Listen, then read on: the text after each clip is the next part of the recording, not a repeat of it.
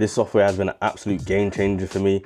I've actually been looking for something like this for a very, very long time. So when they reached out to me and I've tried this out for myself for these last few weeks, this is an absolute game changer and I can't wait to share this with you guys. But definitely stay to the end as well because I have something for my subscribers. Okay, so now we're in Premiere Pro. Just gonna show you how I use the Dehancer for my clips and my vlogs.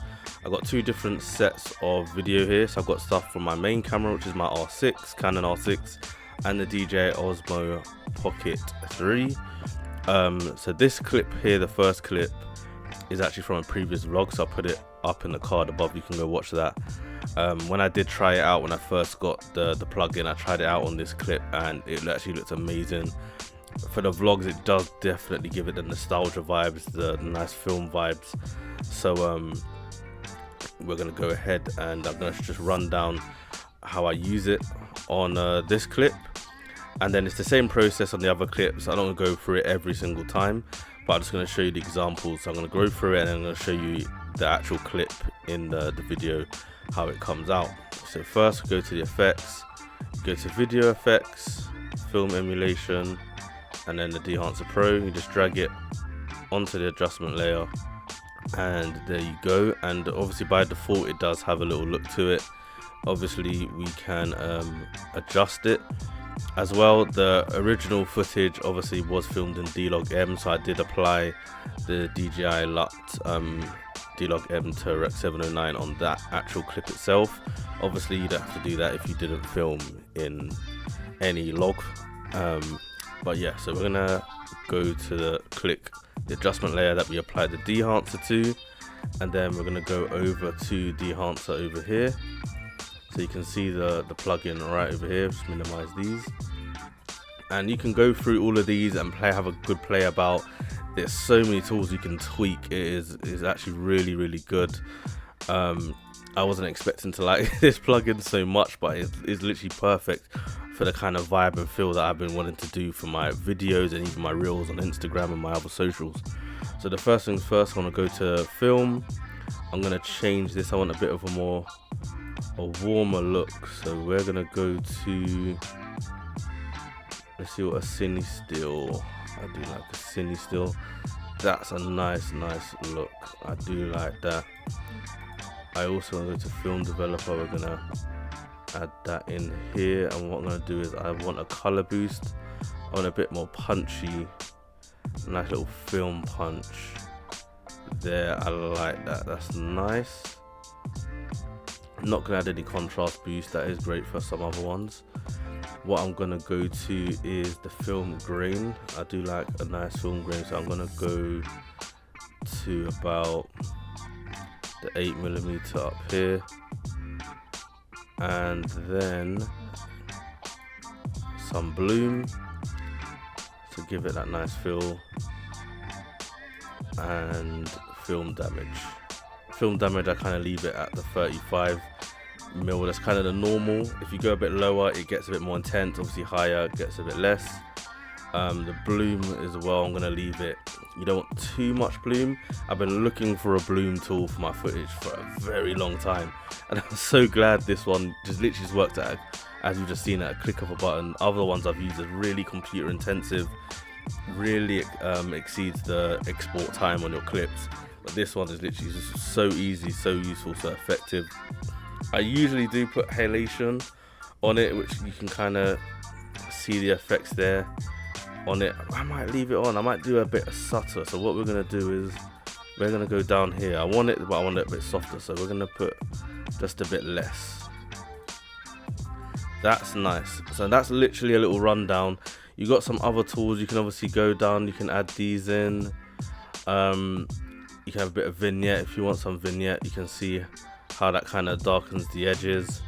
I don't really want to put that on there right now, but this is how I'd use it, and that looks nice. So we're gonna have a quick look at this one. I'm gonna show you exactly how this one has come out. What do you got to say, Chloe, on your last day?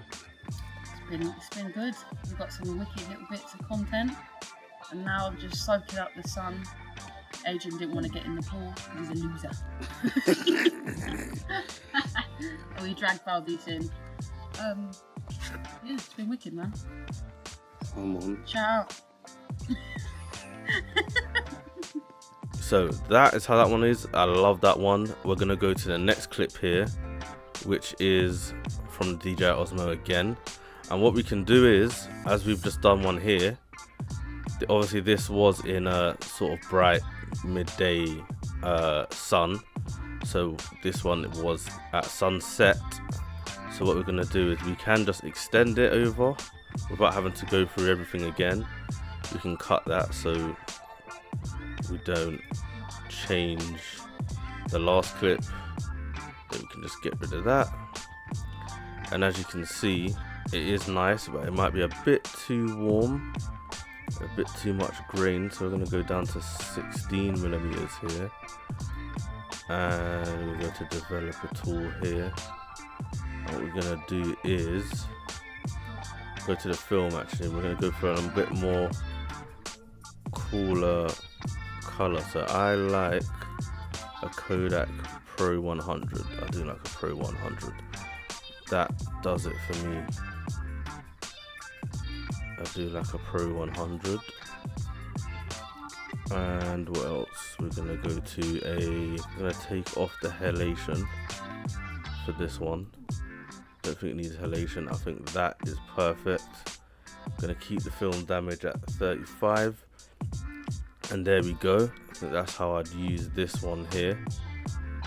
It's a pretty nice. So we're gonna export this and we're gonna see how this looks.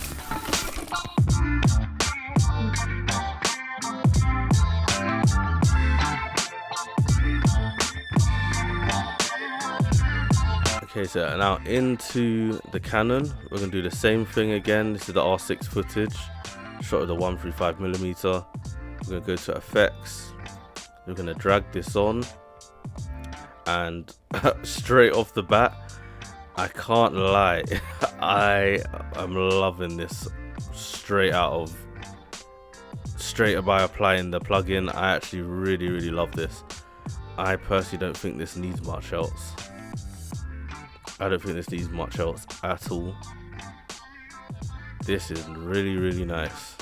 Very subtle, nice tones, and gives it exact kind of vintage vibes that I'm going for. Only thing I'd add, we've got to add some film damage. I do love my film damage. Should we add a bloom? Yeah, nice little bloom, gives a little highlight on the model. This is fantastic. This is amazing. Maybe let's see what a bit more film grain looks like. Okay, we're gonna add that. See what a bit of this looks like. Nah, we want a bit more. So that's that. Let's take a look at this.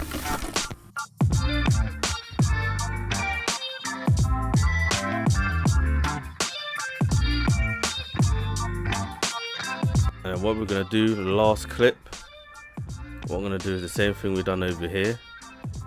We're gonna extend this. We're just gonna cut these right there.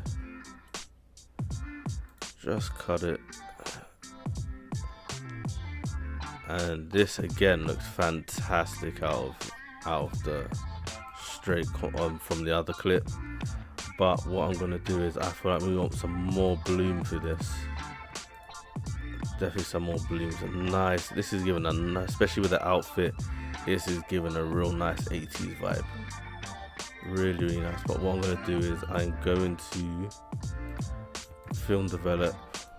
I'm gonna add a bit more color boost in here. That's nice. That is really nice. A bit more contrast. That is perfect. Okay, let's take a look at this.